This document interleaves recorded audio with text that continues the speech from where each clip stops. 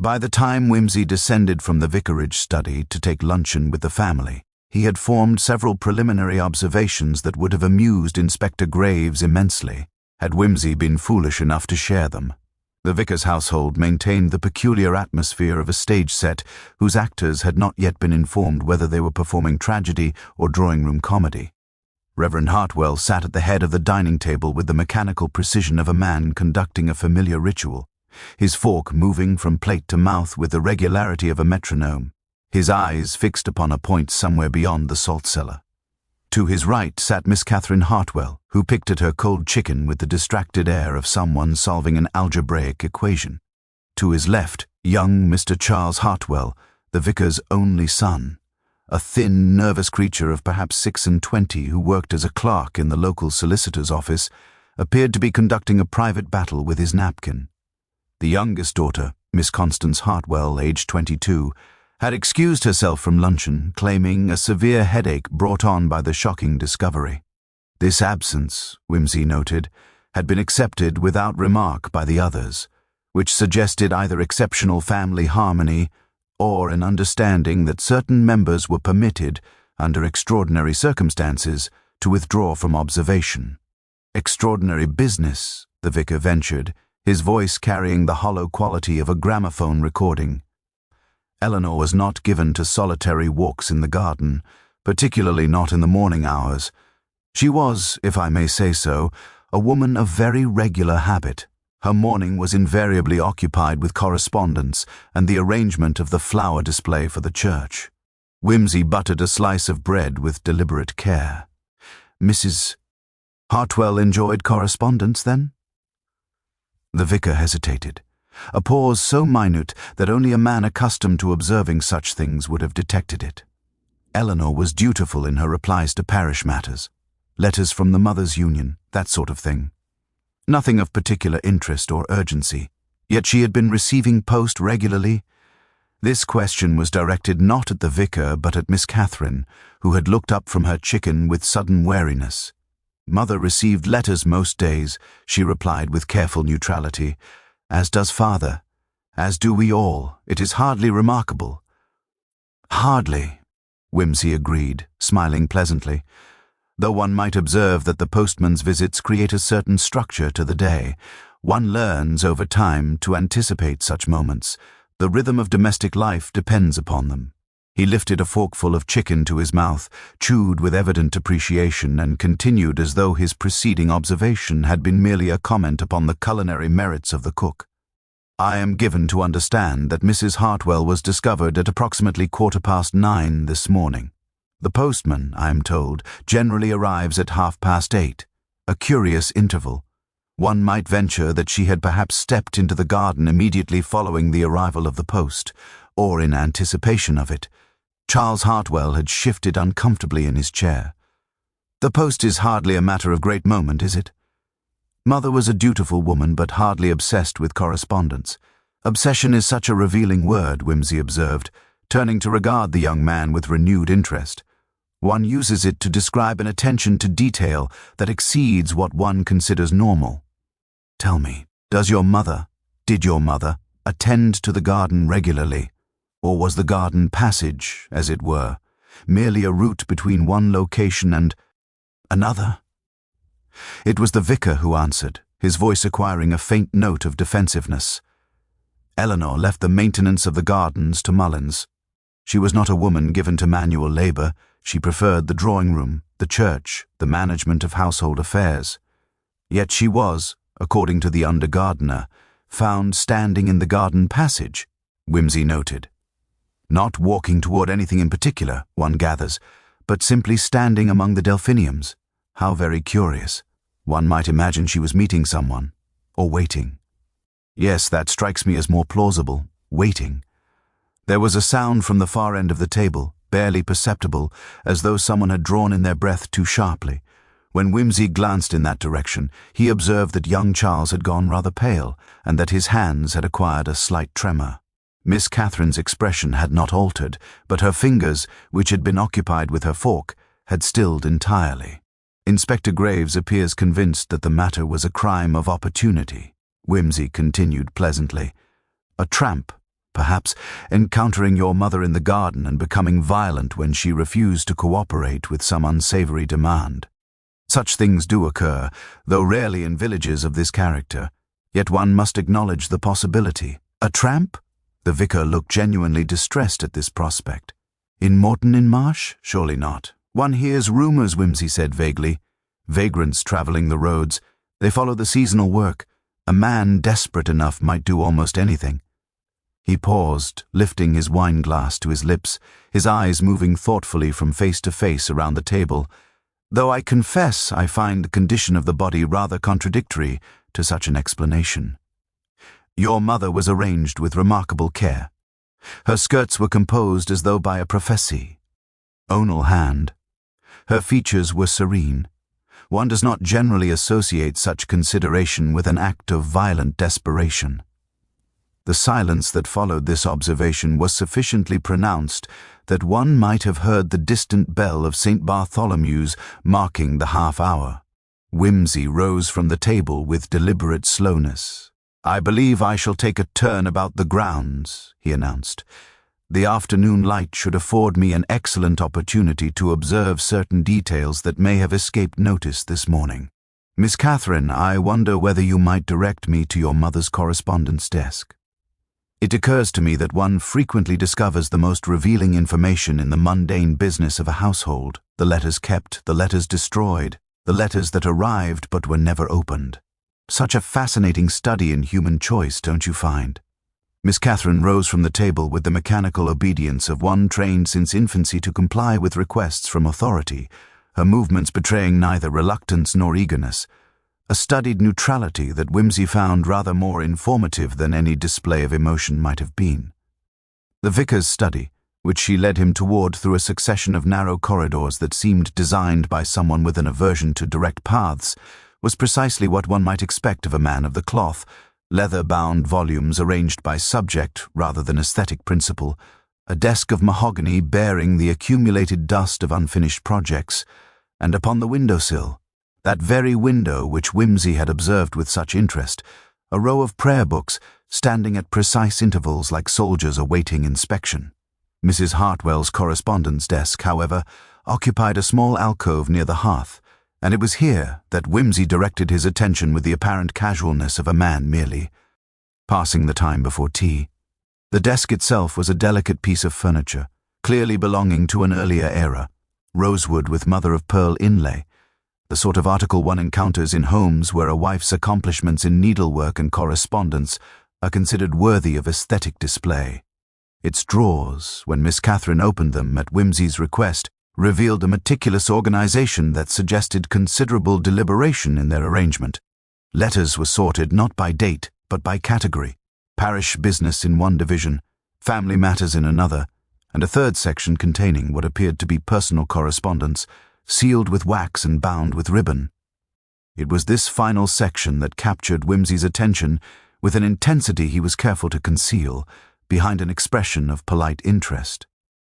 "Your mother kept her personal correspondence quite separately," he observed, lifting one of the sealed packets with the care one might employ when handling a venomous insect.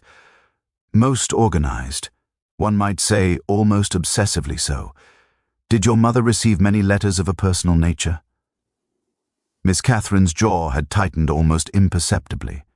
"Mother maintained friendships from her youth," she replied, her voice acquiring that particular flatness that indicates the speaker is choosing each word with surgical precision. "Letters from old schoolfellows, that sort of thing. Nothing remarkable." "And yet they were sealed," Whimsy noted, replacing the packet with deliberate care. "Sealed against whom, one wonders? Surely not against the family. Or perhaps—" He turned to face Miss Catherine directly, his grey eyes suddenly sharp with interest. "Perhaps against your father. It is not uncommon for wives to maintain certain confidences, particularly if those confidences concern matters that might cause domestic disturbance. The young woman had gone very till. I cannot speak to mother's intentions regarding her correspondence. I merely knew of its existence because I occasionally assisted her in organizing the desk." "How very dutiful of you," Whimsy said warmly. "And did you ever happen to observe the contents of these sealed packets?" Not deliberately, you understand, merely in the course of your organizational duties. I did not, Miss Catherine said, and there was something in her voice that suggested she was telling the truth, though not perhaps the whole truth. Whimsy moved toward the window, positioning himself so that he could observe the garden passage while simultaneously catching Miss Catherine's reflection in the glass. "This window," he said conversationally. "Your father keeps locked, I am informed. A matter of privacy during pastoral work, or so he claims. Yet one observes that it opens rather smoothly for a window so jealously guarded. The mechanism appears well maintained, recently oiled, one might say." He pressed gently upon the frame, and the window swung inward with barely a whisper of sound. Curious, most curious indeed. One would think that a man concerned with privacy might allow his window mechanisms to deteriorate somewhat, provide a natural resistance that would discourage casual opening. Yet this window has been maintained, as though its smooth operation were a matter of considerable importance. He closed it again with equal care, and this time he heard Miss Catherine draw her breath in sharply. "Did your mother have reason to enter your father's study when he was not present?" he inquired, his tone remaining pleasantly conversational. "Occasionally," Miss Catherine admitted, her voice now barely above a whisper. "Mother sometimes placed letters in father's study for him to find. She preferred not to deliver certain communications directly. She said it gave him time to absorb difficult news, without feeling obligated to respond immediately." "How very thoughtful of her," Whimsy said, turning back into the room. "And did your father appreciate this consideration, or did it sometimes create a rather different sort of tension in the household?" Miss Catherine had moved toward the door as though contemplating escape, but Whimsy's next observation arrested her movement. "I note that your mother's sealed correspondence is dated over a period of several months. The earliest appears to be from March of this year. That is to say, from approximately 9 months ago. At that time, I understand, your family was not yet resident in Moreton-in-Marsh. You were living in, where was it?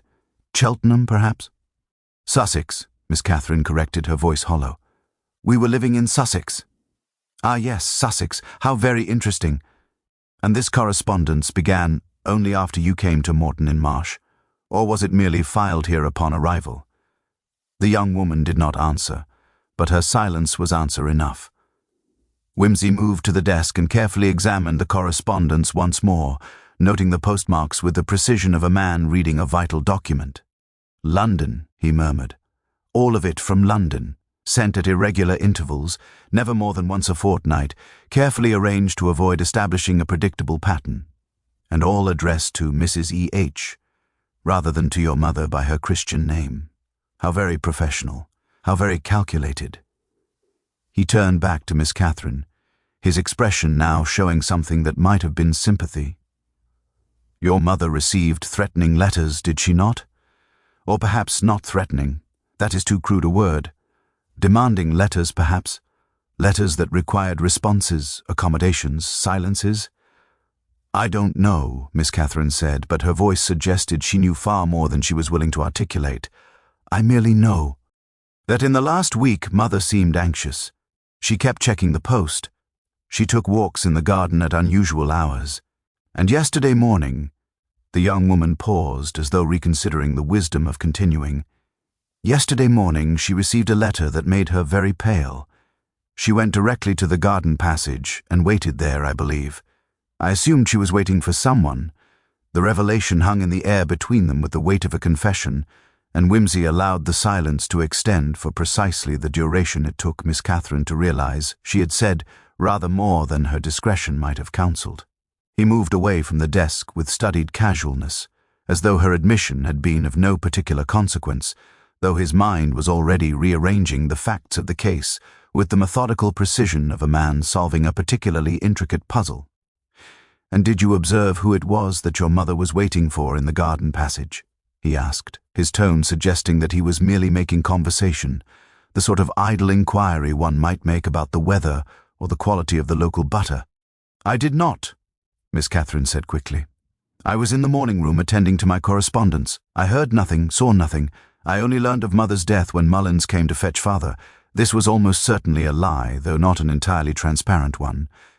Whimsy filed the observation away with the precision of a man organizing a particularly dense archive. He moved toward the window once more, but this time his attention was directed not at the mechanism or the view beyond, but at the sill itself.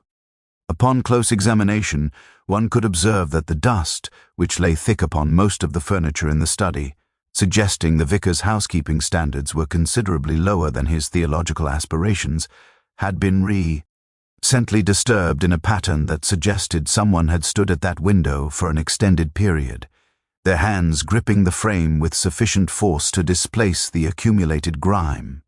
Moreover, there were traces of mud upon the lower pane of glass, small flecks that appeared to have been hastily wiped away, but not entirely removed.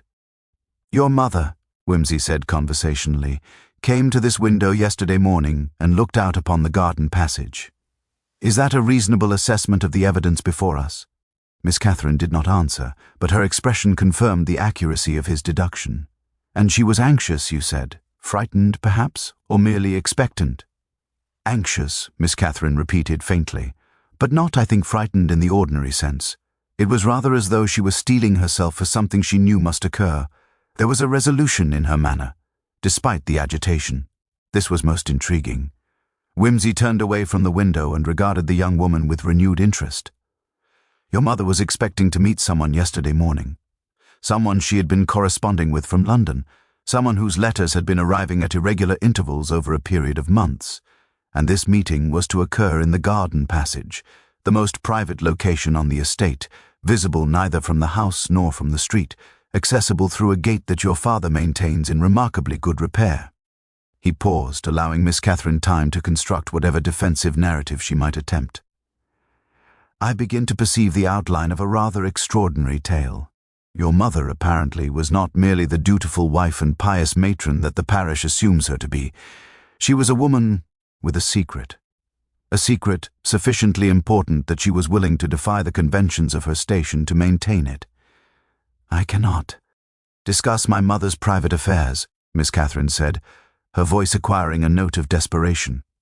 "Surely you understand that there are matters of family honor involved." "Family honor," Whimsy repeated, his tone remaining uninfected by judgment. "How very Victorian of you. Yet I must point out that your mother is now deceased, murdered in that very garden passage she was so carefully maintaining as her private meeting place. Family honor becomes rather a secondary consideration when set against the question of who drove a blade between her ribs and arranged her corpse with such deliberate care. Would you not agree?" The young woman had gone quite white. She reached out and grasped the back of a chair, as though her legs had suddenly become incapable of supporting her weight. Whimsy, with the courtesy that marked his dealings with distressed women, offered her his arm and guided her to a seat. "Perhaps," he said gently, "it would be advisable if you told me the entire truth regarding your mother's correspondence and her activities over the past several months. The police, I assure you, will eventually discover these facts through far more intrusive methods. It would be far preferable if the full account were to come from you, with all the nuance and context that only a family member can provide." Miss Catherine sat in rigid silence for nearly a full minute before she spoke. When she did, her voice was barely audible, as though she were confessing to something far more shameful than mere knowledge of her mother's secrets. "Mother had a sister," she began haltingly. "An older sister, born before her parents were married. A child born in disgrace, given away to relatives in London. Mother and the sister were not acknowledged to each other, were not supposed to know of one another's existence. But Mother discovered the truth when she was 17 through an inadvert. Remark made by an elderly aunt. She maintained a correspondence with her sister in secret for over 40 years. Whimsy settled himself into the chair opposite Miss Catherine with the air of a man preparing to hear a narrative of considerable length and complexity. "And this sister," he prompted, "was she in financial difficulty? Or was it perhaps a matter of social scandal that required management?" "The sister had been abandoned by the man she was to marry," Miss Catherine said quietly. "She had a child, a son, born out of wedlock. She raised him in London, gave him the name of a fictional deceased husband, and made a respectable life for herself as a dressmaker. She was successful, moderately wealthy, and entirely respectable in her own circle. But there was always the danger that her past might be discovered. And 6 months ago, the young woman paused, swallowing visibly. 6 months ago, the sister became ill. She was dying, and she wished to reconcile with Mother. She sent word through a trusted solicitor that she wished to leave her estate to Mother, a considerable sum of money, I understand, but only if Mother would travel to London to see her before she died. "And did your mother make this journey?" Whimsy inquired. "Yes," Miss Catherine whispered. "She told Father she was visiting an old friend from her youth. She spent a week in London in May. She saw her sister, and the sister died 3 months later, in August. But before she died..." Miss Catherine's voice broke entirely. "Before she died, she made a new will. She left her entire estate not to Mother but to her son, Mother's nephew, a man none of us had ever met, a man whose name appeared on documents and in solicitors' letters, but who remained utterly unknown to us." Whimsy leaned back in his chair, his long fingers steepled before him in an attitude of profound contemplation. The pieces of the puzzle were beginning to arrange themselves with the inexorability of dominoes falling in a predetermined sequence. "And this nephew," he said softly, "was the man your mother was waiting for in the garden passage yesterday morning. The man from London. The man who had been sending her letters demanding, what, recognition, acknowledgement, or perhaps something rather more specific." Miss Catherine's silence was answer enough, though Whimsy pressed forward with the gentle insistence of a man who has learned that confession, once begun, requires only the proper prompting to achieve completion. "He was demanding money," Whimsy stated, phrasing it as a certainty rather than a question. "The nephew, your mother's own blood relation, discovered that she possessed knowledge of his mother's will. He learned, through whatever channels such information travels, that his mother had intended to leave her estate to your mother before he was born, and that even after the child's arrival, the sister had maintained that intention in her heart, if not in her legal documentation. Am I correct in this assessment?" "He claimed that Mother had encouraged his mother to change the will," Miss Catherine said, her voice now taking on a quality of desperate justification, as though she were defending her mother's conduct before some invisible tribunal. "He said that when his mother refused to name him as her sole heir, Mother had threatened to reveal the circumstances of his birth to London society, to expose his mother as a woman of loose morality. He said that Mother had used this knowledge as leverage to force his mother into poverty while our family, prospered with the knowledge of the inheritance to come." "A most interesting accusation," Whimsy murmured. "And did your mother deny these charges?" "She said the nephew was mad," Miss Catherine replied. "She said he had constructed an elaborate fantasy from scraps of truth and wounded pride. She said that his mother had never intended to provide for him in any substantial way because she had never been certain he was truly her son, that there had been other men, and the sister had not been entirely certain of paternity." Whimsy rose from his chair and moved to the mantelpiece, where several photographs were arranged in careful array. There was the vicar on his ordination day, stiff and formal in ecclesiastical vestments. There was Mrs. Hartwell as a young woman, pretty in an unremarkable sort of way, her expression suggesting a life already resigned to duty and propriety. And there, tucked between these conventional family images, was a photograph that appeared to have been concealed rather than displayed, a picture of a woman considerably older than Mrs. Hartwell, her features bearing a striking resemblance to those of the vicar's wife, her expression carrying a quality of defiant dignity that seemed to challenge the camera itself. "Your mother kept her sister's photograph," Whimsy observed, lifting the image to examine it more closely. "How very touching, and how very dangerous. This photograph would have served as absolute proof of the relationship had it fallen into the wrong hands." He replaced it carefully, precisely as he had found it. "Now then, Miss Catherine, I believe we have reached the point in this narrative where matters become considerably more consequential. Your mother received a letter yesterday morning, the letter that caused her such evident anxiety. What did this letter contain?" "I don't know precisely," Miss Catherine said, wringing her hands with an agitation that suggested she was approaching the limits of her endurance. But I heard Mother speaking with Father in the hallway. She said that the nephew had threatened to go to Father's bishop. He said he would reveal everything. Unless Mother paid him £10,000 immediately. He said the money was justice for his mother's suffering, compensation for the inheritance his mother should have left to him but was prevented from leaving by Mother's cruelty, a substantial sum, Whimsy said. Sufficient to cause considerable embarrassment to a man in your father's position. The bishop would hardly look favorably upon a vicar whose wife had engaged in blackmail and extortion, regardless of the circumstances that motivated her behavior. The scandal alone would destroy your father's career. Tell me, did your mother have access to such a sum not without Father's knowledge? Miss Catherine whispered. Father controls the household finances most strictly. He is generous with her allowance for household expenses, but anything beyond that requires his approval. And he would never— She paused, seeming to reconsider her words. At least, I thought he would never approve such an expenditure. Whimsy returned to his seat, his expression suggesting that he was assembling the final pieces of an increasingly complex puzzle.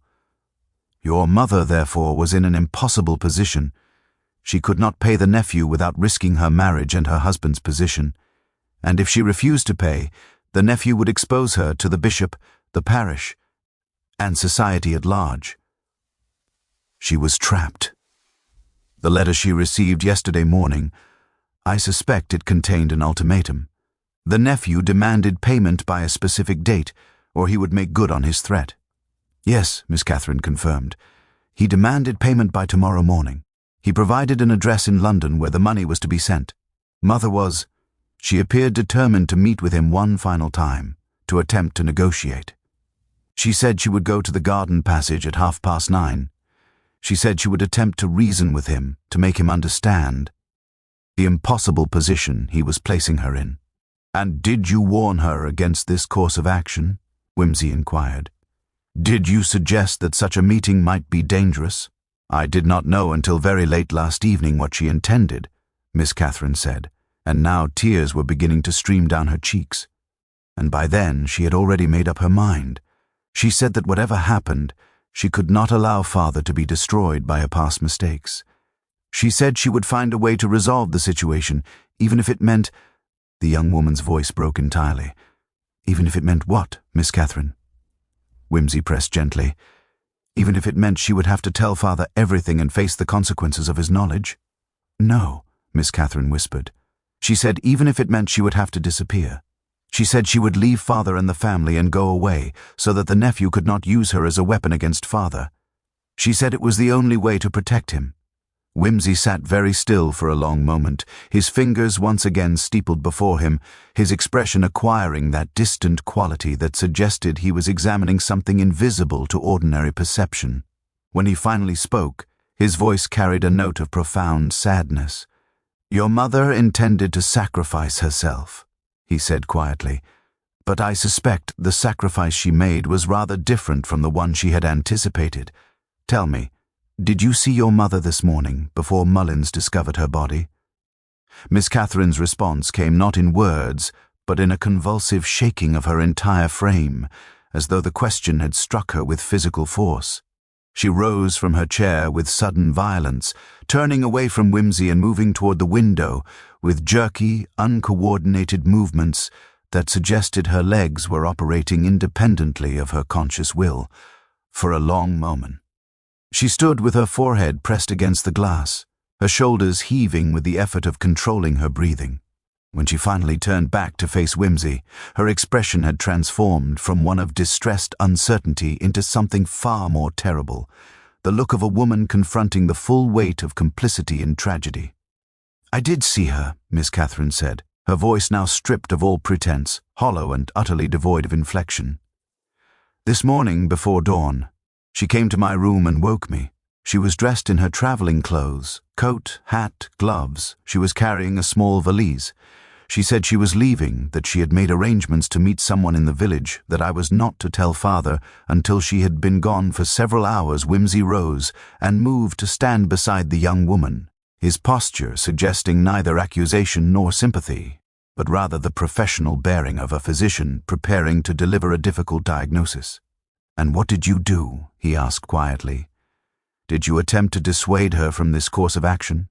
"I asked where she was going," Miss Catherine continued, the words now pouring forth as though a dam had burst, and she could no longer control their release. "She said she could not tell me, that it was better for me, for all of us, if I knew nothing. She gave me a letter addressed to Father and said I was to deliver it after breakfast, after she had had time to establish distance from the village. She told me she loved us, that she was sorry, that someday Father would understand that she had done what was necessary to protect the family." The young woman's hands had begun to tremble with increasing violence. "I asked her if she was running away because of the nephew. I asked her if she was going to meet him.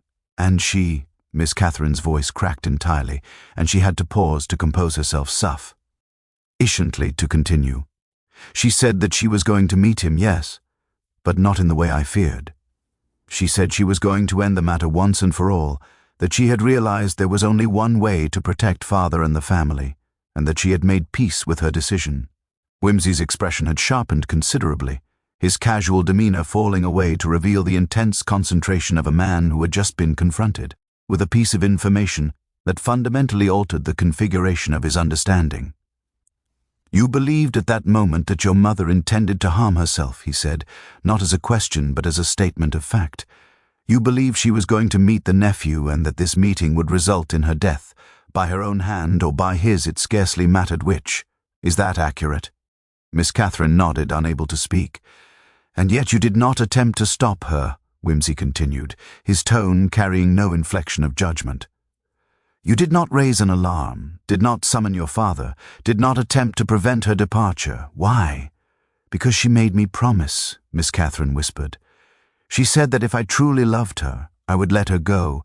She said that my interference could only make matters worse, could only prolong her suffering and the suffering of the family.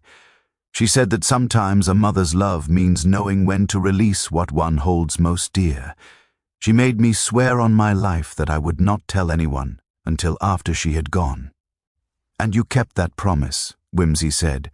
"You went downstairs, you participated in the ordinary rituals of breakfast.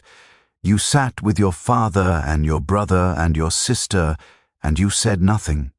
You carried the knowledge of your mother's departure like a stone in your chest, watching, waiting, expecting at any moment to hear the terrible news that you feared. I thought she would send W. Odd," Miss Catherine said, her voice now barely audible. "I thought that once she had reached safety, she would send a letter explaining everything. I thought that Father would eventually learn the truth, and that he would understand that she had sacrificed herself to save him. I thought—" She paused, seeming to recognize the futility of her expectations. "I thought that somehow the situation would resolve itself without catastrophe. I was a fool. You were a dutiful daughter," Whimsy said quietly, "which in this case amounted to the same thing. But tell me, and this is of considerable importance, did you deliver the letter your mother left for your father?" Miss Catherine shook her head. "I did not. When Mullins came running to the house when the alarm was raised, I realized immediately what must have happened. I realized that my mother had not run away at all, that her departure in traveling clothes had been merely a precaution, a contingency plan that she had no intention of executing. I realized that she had gone to the garden passage at 9:30, just as she had told me, and that she had met someone there. And that person had—" The young woman's voice broke entirely. "The letter was still in my room when the constable began asking questions. I was terrified to produce it, terrified of what it might reveal, terrified that it might somehow incriminate Father in some way I could not foresee. So I destroyed it. This revelation hung in the air with the weight of an entirely new category of evidence, or rather, the deliberate destruction of evidence."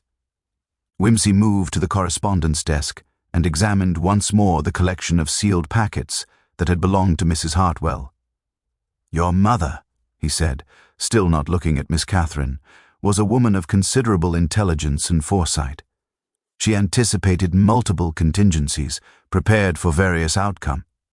The letter she left with you was merely one such precaution. Tell me, do you know if she left other letters? Letters that might have been hidden elsewhere in the house or sent to be delivered after her death?" Miss Catherine had sunk back into her chair, the weight of her confession apparently exceeding her capacity to remain upright. "I don't know," she said dully. "I have no idea what else Mother may have done, what other arrangements she may have made. I only know that this morning, when Mullins brought the terrible news, I understood that my mother had not run away to save herself. She had gone to the garden passage to meet her nephew, and something had happened there, something that had resulted in her death instead of his." Whimsy turned back to face the young woman, his expression showing something that might have been recognition of a truth too terrible to articulate. "Your mother did not intend to kill the nephew," he said softly, "but she did intend for the meeting to result in her own death, so that the threat he represented would be eliminated forever, either because the nephew, moved by remorse, would take his own life afterward, or because when he was confronted with the corpse of his victim, his conscience would prevent him from ever acting on his threats again. Your mother was committing a form of suicide designed to save her family." "Yes," Miss Catherine whispered. "That is precisely what she was doing." Whimsy left Miss Catherine in the study shortly thereafter, moving through the vicarage with the purposeful stride of a man who had suddenly perceived the underlying architecture of events that had appeared hopelessly chaotic only moments before. He descended the main staircase, crossed the hallway with its portraits of long-dead clergymen regarding him with stern ecclesiastical disapproval, and made his way toward the kitchen, where he discovered young Charles Hartwell engaged in what appeared to be a rather anxious conversation with the cook, a formidable woman of perhaps 60 years whose expression suggested she had been privy to considerably more household secrets than any servant ought reasonably to bear.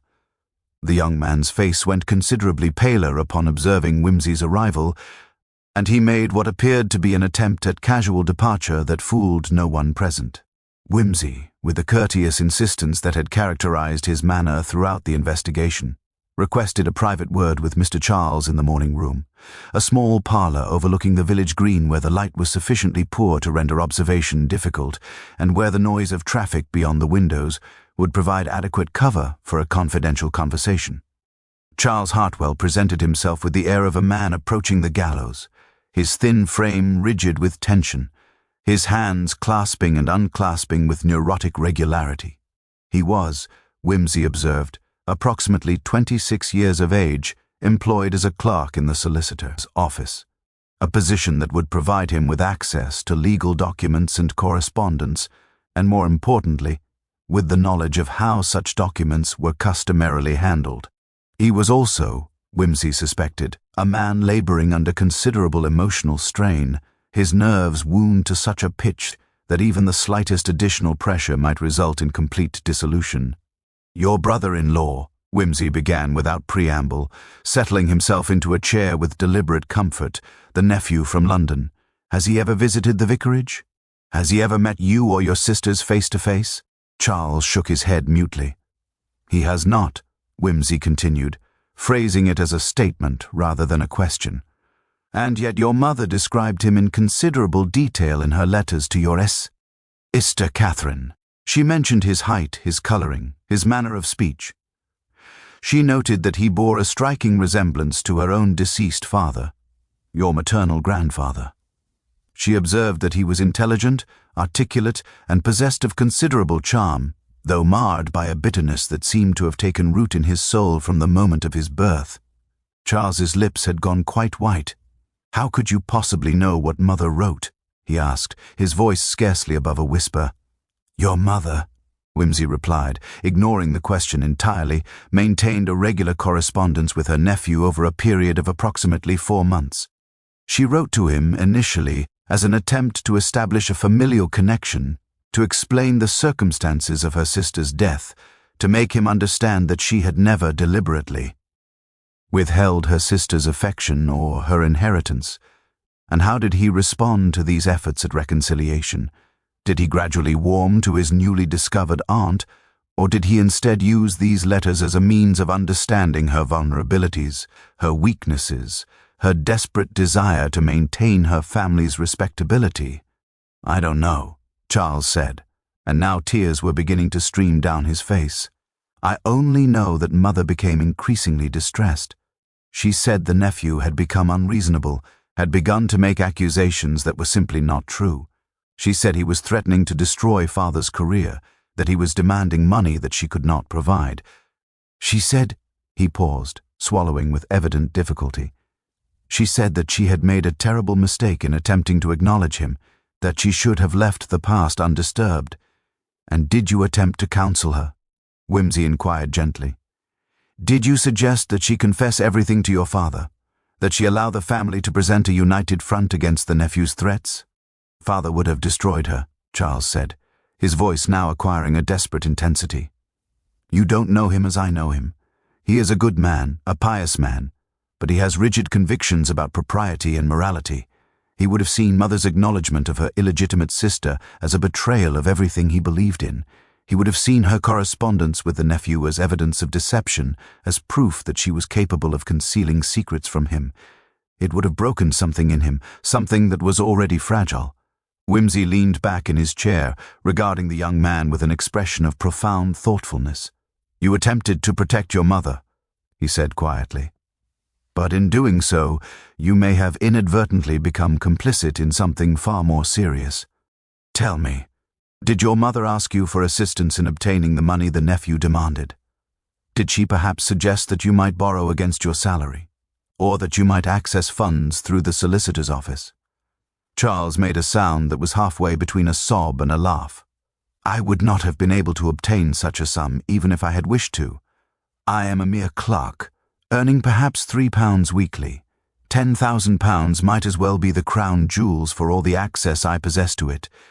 But you did discuss the matter with your mother, Whimsy pressed. You did understand the full extent of her predicament, and at some point in that discussion, did she not make a suggestion that alarmed you considerably? A suggestion that involved a final meeting with the nephew? Charles's entire body had begun to shake with suppressed emotion. She said she would meet him one final time, he said haltingly. She said she would attempt to negotiate, to make him understand that she could not pay what he demanded. She said that if negotiation failed, she would have to disappear, run away and establish a new identity somewhere far from the village, somewhere that the nephew could not find her, and use her to harm father. But you knew she would not truly run away, Whimsy said. You knew, even as she spoke of escape, that she had already decided upon a different course of action entirely. You knew because you understood your mother better than she understood herself. You recognized in her desperation the symptoms of a woman who had resolved to sacrifice herself for those she loved. Charles covered his face with his hands, and his shoulders heaved with the violence of his weeping. I tried to stop her, he said, his voice now muffled and distorted. I told her I would find a way to help, that we could solve this together, but she said that some problems could only be solved by one person, alone, and that I had to trust her to know what was necessary. Whimsy rose and moved to the window, gazing out at the peaceful village green with its careful arrangement of shops and church, all the orderly infrastructure of a small community that had no idea of the darkness festering beneath its surface. You saw her this morning, he said, not turning from the window, before she went to the garden passage. Did she speak to you? Did she give you any final instructions? Charles did not answer immediately, but instead moved to the window beside Whimsy, his reflection ghostly and insubstantial in the glass. When he finally spoke, his voice had acquired a quality of dreamlike detachment, as though he were recounting events that had occurred to someone else entirely, in another life, another universe. I woke at 5:30, he began, his gaze fixed upon the village beyond. I heard movement in the corridor outside my room. It was Mother. She was carrying a small bag, a carpet bag, the sort one uses for brief journeys. She was moving very quietly, as though afraid of waking the household. I got up and followed her downstairs. I found her in the hallway, putting on her coat and hat. Whimsy remained silent, allowing the young man to continue uninterrupted, understanding instinctively that the narrative required no prompting beyond the simple permission to unfold. I asked her where she was going, Charles continued. She seemed unsurprised to see me, as though she had expected or perhaps hoped that I would follow her. She said she was going to the village to meet someone, that I should not attempt to interfere, that she had made arrangements that could not be altered. I asked if she was going to meet the nephew. She did not answer directly, but I could see from her expression that I had guessed correctly. The young man's fingers had clenched, head so tightly against the window frame that his knuckles had gone white. I begged her not to go, he said, his voice now barely audible. I told her that there must be another way, that we could face this together, that Father would eventually understand and forgive. She looked at me with such sadness, such infinite sadness, and she took my hand and she said, "My dear boy, there are some burdens that a mother must bear alone, and this is one of them. I have made peace with what must occur today. I have accepted that my life has been built upon a lie, upon the concealment of my sister's existence and the denial of her child's rightful place in the world. That lie has poisoned everything, and it must be cleansed away. The only way to cleanse it is through my own blood."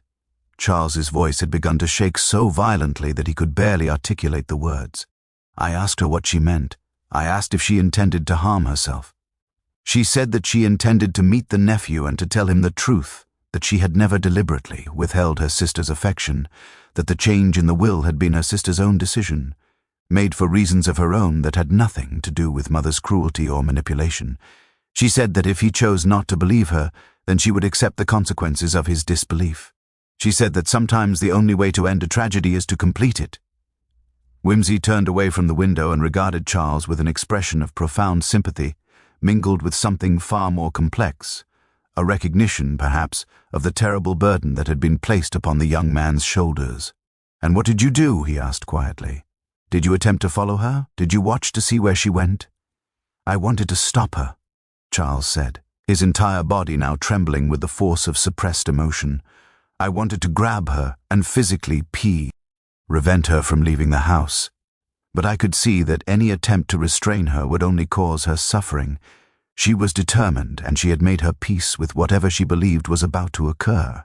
I could not bear to be the instrument of her additional pain by forcing her to struggle against my restraint." He paused, and when he continued, his voice had dropped to a whisper so faint that Whimsy had to strain to hear it. "I let her go.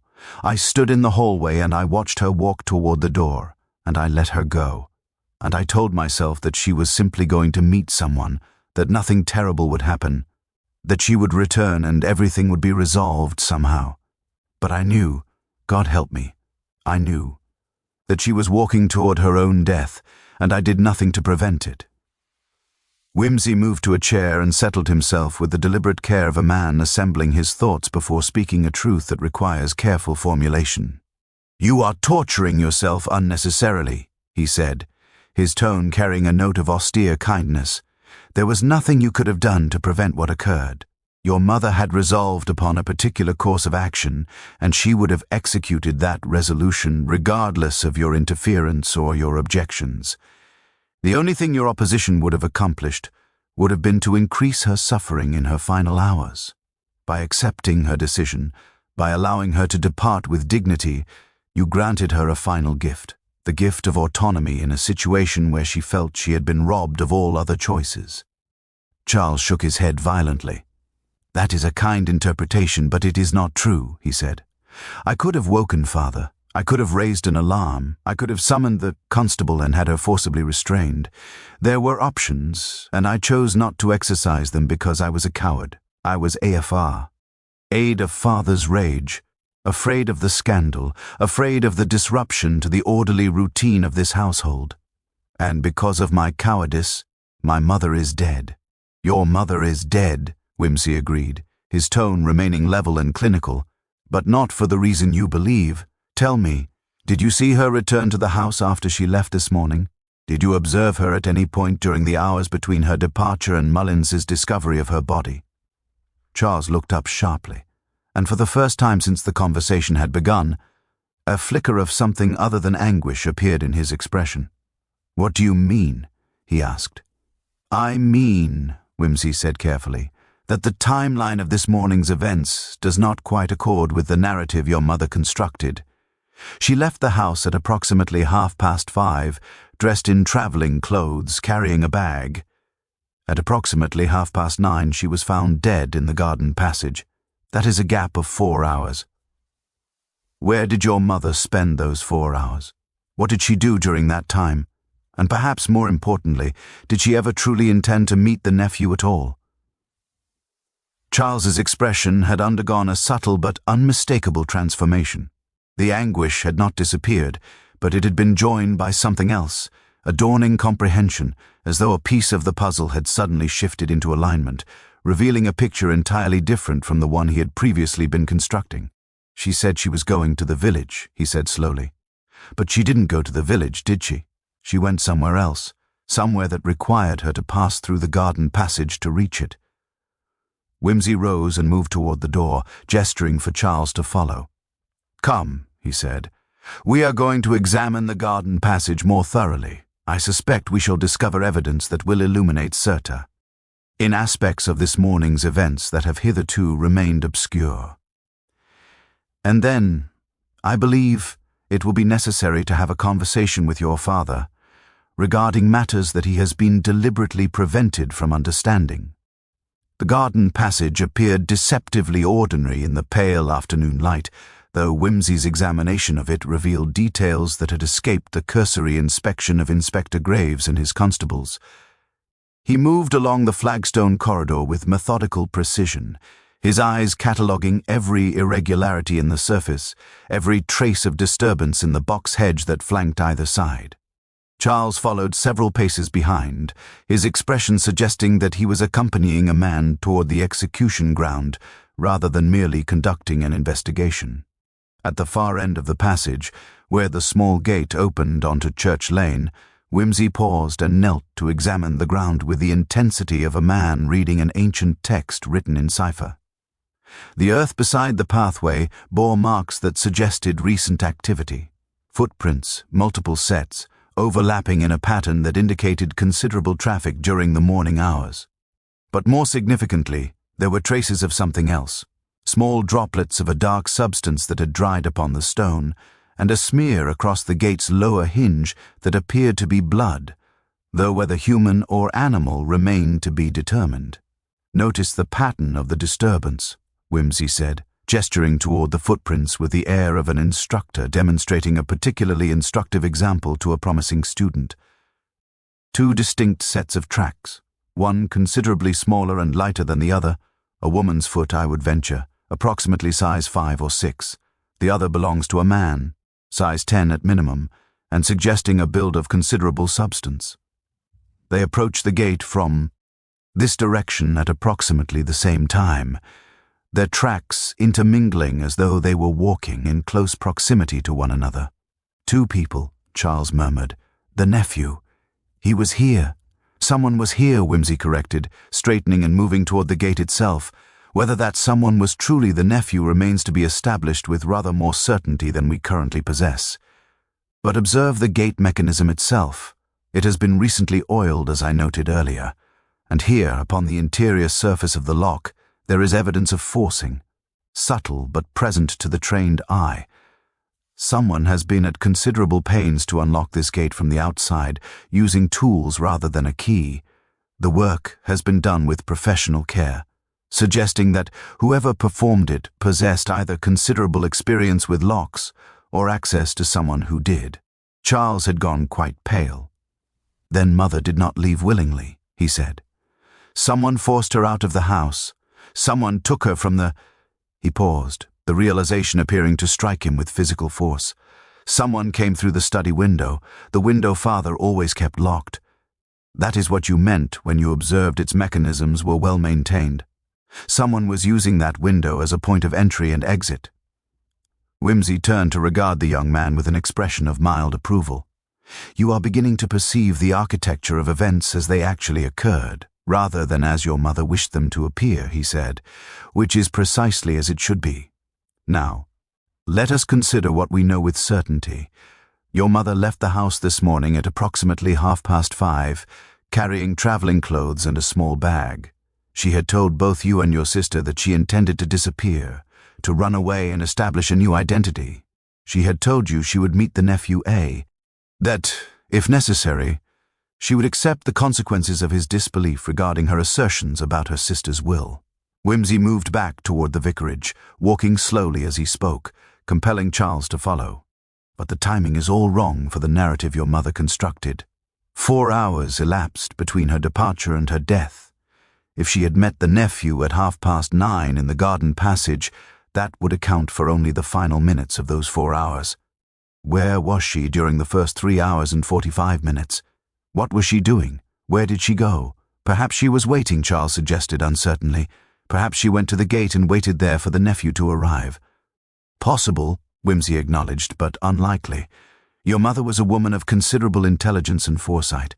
She would not have stood in a public location for nearly 4 hours without drawing attention. Moreover, the evidence suggests that she left the house with the intention of going somewhere specific, somewhere that required her to pass through the garden passage to reach it. That suggests a destination beyond the gate, not merely a waiting point beside it. They had reached the study window, and Whimsy gestured for Charles to observe the mechanism once more. "The lock on this window has been picked repeatedly," he said. "Not by an amateur, but by someone with considerable skill and a full set of specialized tools. The scratches around the lock mechanism, when examined under proper lighting, form a pattern consistent with professional locksmith work. More significantly, there is dust upon the interior sill, and that dust has been disturbed in a pattern suggesting that someone has stood at this window, stood inside the study, and waited there for an extended period. Someone has used this window as their means of accessing the household, and they have waited in your father's study, observing the household through this very window for some considerable time." Charles's breathing had begun to quicken, his expression acquiring a quality of dawning horror. "Someone came into the house," he said slowly. "Someone used the window to get inside the study. They waited there, and then—" He paused, unable to articulate the implication of what Whimsy was suggesting. "And then," Whimsy said quietly, "your mother discovered them. Or perhaps she was aware of their presence. Perhaps she had arranged this intrusion deliberately as part of whatever plan she had conceived to resolve her predicament. Let us return to the interior of the study. I wish to examine your father's desk more carefully." They proceeded back into the house, and Whimsy moved directly to the vicar's substantial mahogany desk, which bore the accumulated debris of ecclesiastical administration: letters regarding parish business, invoices for church repairs, a register of communicants. Whimsy carefully examined the desk's surface, noting the pattern of dust and the areas where that dust had been recently disturbed. In the central drawer he discovered something that caused him to draw in his breath with audible satisfaction. It was a ledger, bound in leather, filled with handwritten entries in a precise and cultured script. The ledger appeared to be a record of financial transactions, though the entries were cryptic, mere initials and sums, recorded with the care of a man maintaining a secret account. "Your father," Whimsy said, his tone acquiring a note of clinical detachment, "has been maintaining a detailed record of monetary transfers over a period of several months. Sums ranging from £10 to £50, entered at irregular intervals, all of them recorded against the initials EH. Do you recognize this handwriting? Is it your father's?" Charles leaned forward to examine the ledger, and when he spoke, his voice was barely above a whisper. "It is Mother's handwriting," he said. "This is Mother's record. She was documenting something. She was keeping track of—" He paused as understanding struck him. She was documenting the blackmail payments. She was recording every shilling she paid to the nephew. She was creating evidence of his extortion.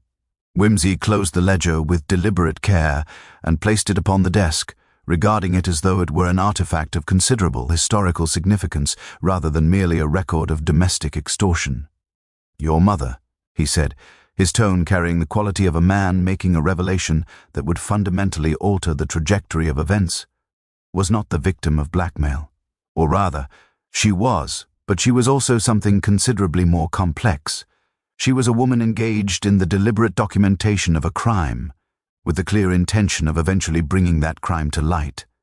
This ledger represents not merely a record of payments, but a form of insurance, a carefully constructed narrative that would demonstrate to any impartial observer, a magistrate for instance, or a solicitor, that she had been subjected to systematic extortion over an extended period." Charles stared at the ledger as though it had metamorphosed into something both precious and dangerous. "But if she was documenting the extortion," he said slowly, Then she intended to report it to the authorities. She intended to have the nephew prosecuted. Then why did she appear to be planning to run away? Why did she tell us she was going to disappear? Precisely, Whimsy said, moving away from the desk and settling himself into the vicar's chair with an air of theatrical contemplation. Your mother presented to you and to your sister a narrative of desperation and flight, a tale designed to convince you that she had resolved to sacrifice herself through disappearance rather than face the scandal of exposure. It was a masterfully constructed deception designed for a specific audience, designed in fact for your father. If the vicar had discovered that his wife intended to involve the authorities, that she was prepared to have a public scandal ensue, he would have attempted to prevent her. He would have insisted upon paying the extortionist to keep the matter private. Your mother knew this, and so she constructed an alternative narrative, one that would convince her children of her noble intention to protect the family through self-sacrifice, while leaving open the possibility of a different resolution when the time came. Charles had begun to pace the study with agitated movements, his thin frame jerking as though animated by nervous energy rather than conscious volition. Then she didn't intend to meet the nephew at 9:30, he said. The meeting was never planned. She was going to— Where was she going? What was she doing during those 4 hours? Ah, Whimsy said, his expression acquiring that quality of feline satisfaction that suggested he had been waiting for precisely this question. Now we arrive at the most intriguing aspect of this entire affair. Your mother left this house at 5:30 in the morning, carrying traveling clothes and a small valise. She was dressed as though for a journey, but she did not journey anywhere. Instead, she used this time to accomplish something far more remarkable. She was establishing an alibi for someone. The implication of this statement seemed to hover in the air between them like a physical presence, and Charles's pacing came to an abrupt halt. An alibi, he repeated. An alibi for whom? For the man who entered through that window, Whimsy replied, gesturing toward the study's locked portal. For the man who Ted in this room, observing the household through the glass. For the man who, at some point during the morning hours, made his way to the garden passage and positioned himself there with considerable deliberation. Your mother was not the victim of the murder that occurred in the garden passage, Mr. Hartwell. She was the architect of it. The shock of this revelation struck Charles with such force that he had to grasp the back of a chair to prevent himself from falling. That's impossible, he said, his voice barely coherent. You're suggesting that Mother deliberately, that she arranged her own. He could not complete the sentence, the sheer grotesquerie of the suggestion rendering him incapable of articulation. Not her own death, Whimsy corrected gently, but rather the death of the man she believed was her nephew. You see, Mr. Hartwell, what we have been assuming throughout this investigation is that the corpse in the garden passage was indeed your mother. But Inspector Graves, in his customary fashion, never actually verified this identification. He accepted the word of the undergardener, who found the body and made an assumption based upon the familiarity of the clothing and the location. But the body was found face up, arranged with deliberate care, the face composed in an expression of serenity.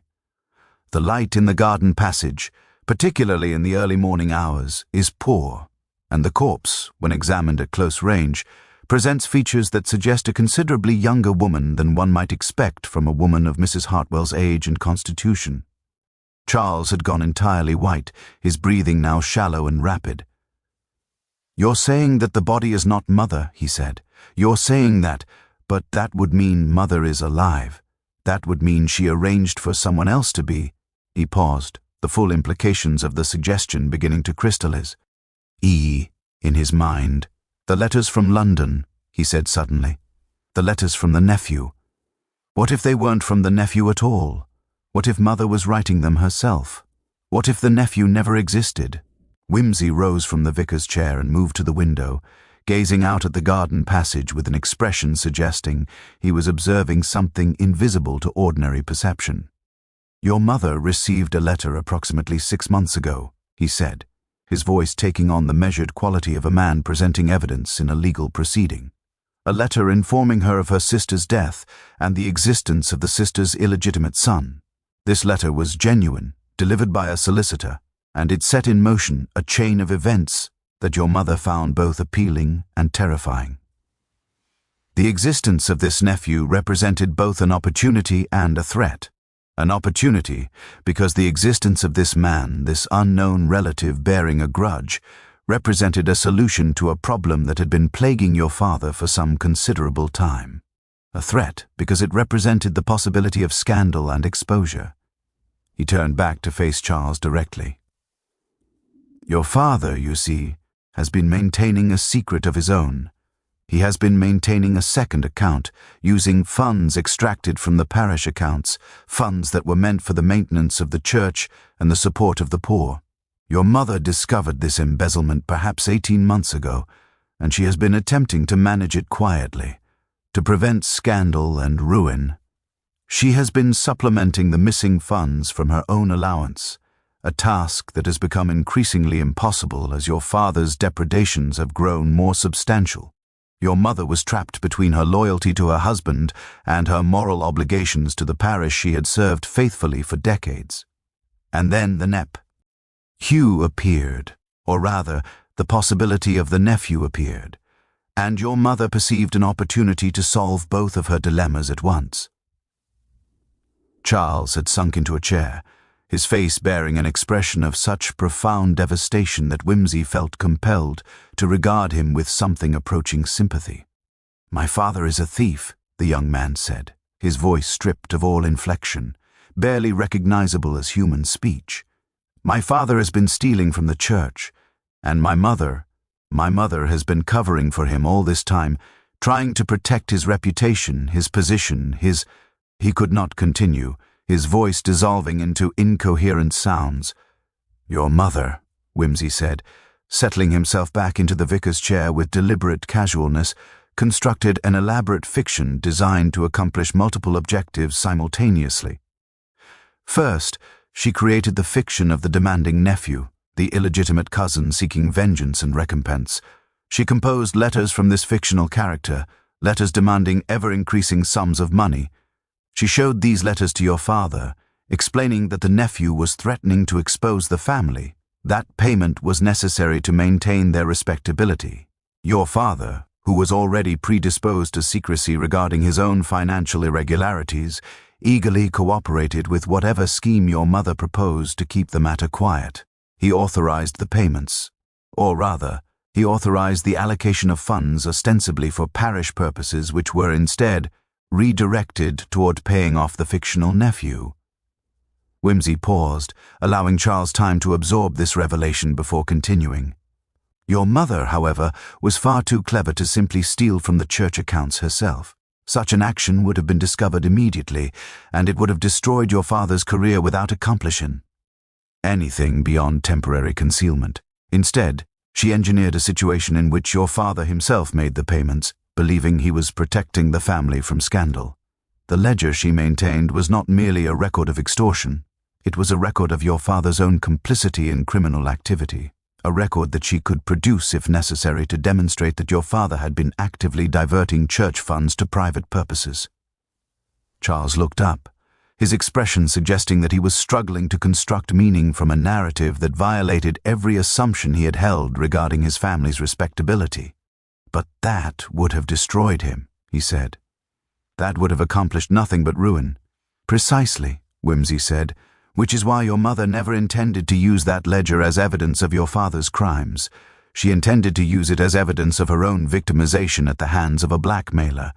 The ledger demonstrates conclusively that she made payments under duress, that she was the victim rather than the perpetrator. But more importantly, the ledger demonstrates something else entirely. It demonstrates that your mother was engaged in a desperate attempt to protect her family from scandal, that she was willing to sacrifice her own financial security and personal dignity to maintain the family's respectability.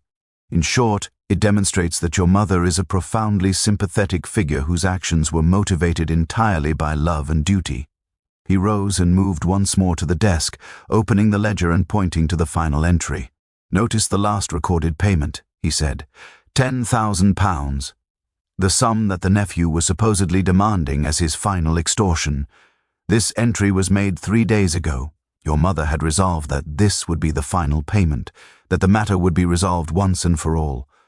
But how would she ensure that the nephew would never return with new demands? How could she ensure that the family would finally be free of this threat? Charles stared at the ledger without comprehension, and Whimsy continued with the air of a man delivering the final piece of a puzzle that had been assembling itself throughout the investigation. Your mother realized that the only way to end the extortion was to eliminate the extortionist. She required an accomplice, a man of considerable nerve and questionable morals, a man who could be relied upon to perform a murder and then disappear without trace. She found such a man through an intermediary in London. She hired him to impersonate the nephew, to arrive at Morton-in-Marsh and establish himself in the village. She instructed him to demand the final payment in the garden passage at 9:30. And then, Whimsy paused, allowing the full horror of what he was about to articulate to settle upon the room like a physical presence. And then she instructed him to kill her. The statement hung in the air, its absolute audacity rendering Charles incapable of response. Your mother understood that the murder of the supposed nephew at her own hands would never be credited. A woman of her age and constitution could not overcome a man of athletic build and criminal experience. But a struggle could be arranged, a knife could be used, and the appearance could be created that your mother had fought back against her attacker. The local constabulary would accept the narrative that your mother had been the victim of a murdered blackmailer, that the nephew had become violent during their final confrontation, that she had been killed in the ensuing struggle. Your father would be devastated by her death, but he would also be relieved. The threat would be eliminated, the blackmailer would be dead, and your mother's sacrifice would become a martyrdom that would cement the family's respectability rather than destroy it. Whimsy moved toward the door, gesturing for Charles to follow. But your mother, he continued, made a single miscalculation. She did not anticipate that the hired murderer would be sufficiently intelligent to perceive the opportunity that her death presented. She did not realize that once she had established the narrative of the demanding nephew, once she had arranged for there to be a corpse in the garden passage that would be assumed to be hers, the hired man could simply disappear and allow your mother to be presumed dead. The money that had been paid as extortion would now be safely hidden. Your mother would be dead, or more precisely, the world would believe her dead, which amounts to the same thing, and he would be free to begin his life anew with considerable financial resources and no remaining connection to the crime. They had reached the hallway, and Whimsy paused before the mirror that hung beside the front door. "The question that remains," he said, "is where your mother is now, and whether she is still alive."